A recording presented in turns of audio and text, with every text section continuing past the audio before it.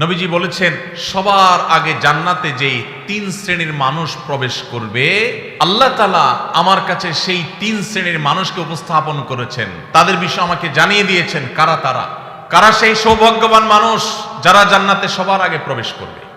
সুবহানাল্লাহ।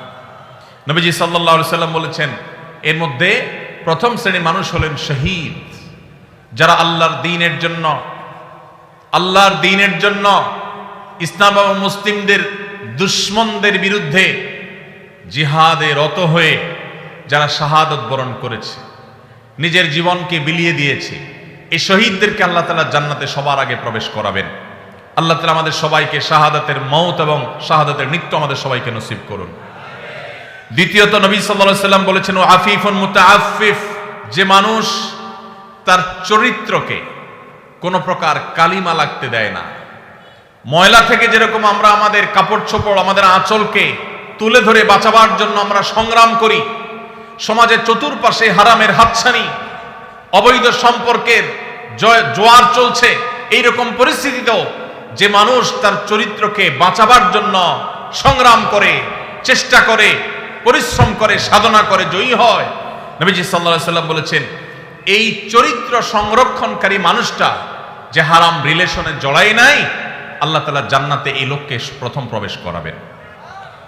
আর তৃতীয়ত হলেন ওয়া আবদুন আহসানা ইবাদাতাল্লাহ ওয়া নাসাহা লিমাওয়ালি, যেই কৃতদাস আল্লাহর ইবাদত ভালো করে, আবার তার মালিকের কল্যাণও কামনা করে, মালিকের কোনো ক্ষতি চায় না, অর্থাৎ বান্দার হক আদায় করে, আবার আল্লাহর ইবাদতটাও সুন্দরভাবে করে, সেই কৃতদাসকেও আল্লাহ তাআলা জান্নাতে সবার আগে প্রবেশ করাবেন। ভাইরা আমার, এই হাদিসের সনদ নিয়ে মুহাদ্দিসদের কেউ আপত্তি তুললে অন্য অনেকেই এটাকে গ্রহণযোগ্য বলেছেন। এই হাদিসের আলোকে আমরা যারা আমাদের চরিত্রকে হেফাজত করতে পারবো, আল্লাহ রাব্বুল আলামিনের এই বিশেষ পুরস্কার, সবার আগে জান্নাতে যাওয়ার সৌভাগ্য আমাদের অর্জন হবে। আল্লাহ তাআলা আমাদের সবাইকে সেই সৌভাগ্য অর্জন করার তৌফিক নসিব করুন। যুবক ভাইরা আমার, চরিত্রকে হারাম থেকে বাঁচাবার জন্য কারা কারা নিয়ত করেছেন একটু হাত তুলুন তো। আল্লাহ আমাদের যুবক ভাইদের চরিত্রকে হেফাজত করার তৌফিক নসিব করুন। আল্লাহ কোরআনের মজলিসে তারা ওয়াদা করেছে, আল্লাহ এই যে হারামের যে হাতছানি, আমাদের যুবকের ইমানকে হরণ করবার যে শয়তানের চেষ্টা, এটা থেকে আমাদের যুবক ভাইদেরকে আপনি বাঁচিয়ে দেন। আল্লাহ ইমানের শক্তি দান করেন, আল্লাহ ইমানি জোয়ার দান করেন, ইমানি চেতনা দান করেন, ইমানি তেজ দান করেন। আল্লাহ এই যৌবনকে তোমার দ্বীনের জন্য কোরবান করার তৌফিক দান করেন। আল্লাহ হারাম থেকে বাঁচার মতো শক্তি আমাদেরকে দান করেন। ভাইরা আমার, আমরা যদি আমাদের চরিত্রকে হেফাজত করি, লাভ কি আমাদের না আল্লাহ? আমরা যদি আমাদের চরিত্রকে হেফাজত করি, লাভ কি আমাদের না আল্লাহ? আমাদের। ভাইরা আমার, কি লাভ? লাভ হলো আল্লাহ সুবহানাহু ওয়া তাআলা যারা নিজেদেরকে হারামের পথ থেকে বাঁচিয়ে রাখে, তাদের জীবনে যখন বৈবাহিক সম্পর্কের মধ্য দিয়ে একজন বৈধ হালাল সঙ্গী জীবনে আসে, সে যুবক সে যুবতীদেরকে আল্লাহ রাব্বুল আলামিন সচরাচর দাম্পত্য জীবনে সুখ, প্রকৃত অর্থে তৃপ্তি, সত্যিকারের যে ভালোবাসা, সেই ভালোবাসা আল্লাহ তাআলা নসিব করেন তাদের জন্য যারা তাদের যৌবনকে হারামের কালিমায় জড়াতে দেয় না।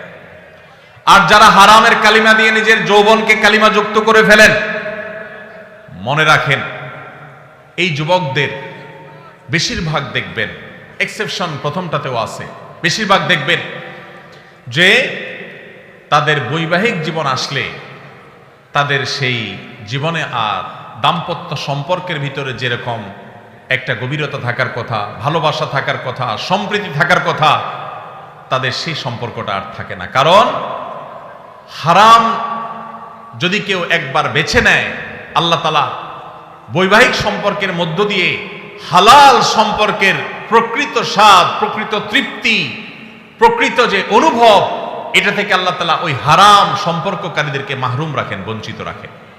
এই জন্য ভাইরা, দুইটা অপশনই আপনার সামনে আছে। মনে রাখবেন, শয়তান খুব ভালো করে জানে, আল্লাহ কোরআনে বারবার বলেছে শয়তান আমাদের প্রকাশ্য শত্রু। শয়তানকে আমরা দেখি না, অথচ আল্লাহ প্রকাশ্য শত্রু বলেছেন। কারণ শয়তানকে না দেখলে কি হবে? তার সব ক্রিয়াকর্ম প্রকাশিত। শয়তানের কাজগুলো দেখা যায় কি যায় না? এই শয়তান আমাদের যুবকদেরকে তাদের ঈমানের তেজ নষ্ট করে দিতে চায়, তাদের ঈমানি তেজকে ভোঁতা করে দিতে চায়, এই জন্য তাদেরকে হারাম সম্পর্কে আনতে চায়। এই জন্য ভাইরা, আমাদের চরিত্রগুলোকে আমরা হেফাজত করার সংগ্রামে জয়ী হওয়ার চেষ্টা করবো তো ইনশাআল্লাহ। ভাইরা আমার, ভ্যালেন্টাইন্স ডে এই সম্পর্কে আপনি গুগল করেন, আপনি এনসাইক্লোপিডিয়া ব্রিটানিকা সহ বিভিন্ন বিশ্বকোষগুলো খোলেন, আপনি দেখবেন যে এটা মূলত এসেছে খ্রিস্টানদের একজন ধর্মযাজক, যার নাম ছিল কি? ভ্যালেন্টাইন। এই ভ্যালেন্টাইন, যে সেন্ট ভ্যালেন্টাইন, সাধু ভ্যালেন্টাইন, খ্রিস্টানদের ধর্মযাজক, তাকে ঘিরে এই দিবসটা গড়ে উঠেছে। এটা একটা সময় খ্রিস্টানদের কাছে তাদের একটা পূজনীয় দিবস ছিল। বহুকাল পর পৃথিবীর বহু দেশে এই দিবস উদযাপন নিষিদ্ধ হয়েছে। অনেক কাল পর ইংল্যান্ডের গিফট আইটেম ব্যবসায়ীরা তাদের ফেব্রুয়ারি মাসে বরফে ঢাকা পরিবেশে গিফট আইটেমের ব্যবসাকে চাঙ্গা করবার জন্য, বেচা কিনা হয় না এটা বাড়াবার জন্য, এই ভ্যালেন্টাইন্স ডে কে তথাকথিত ভালোবাসা দিবসের মড়কে এটাকে বাজারজাত করেছে তাদের ব্যবসায়িক ধান্দায়। আর আমাদের যুবকেরা সেটাকে তাদের ডিজাইন করা তথাকথিত ভালোবাসা, এটার জন্য আমাদের যুবকরা আত্মাহুতি দিচ্ছে, তাদের জীবনকে, তাদের যৌবনকে শেষ করছে।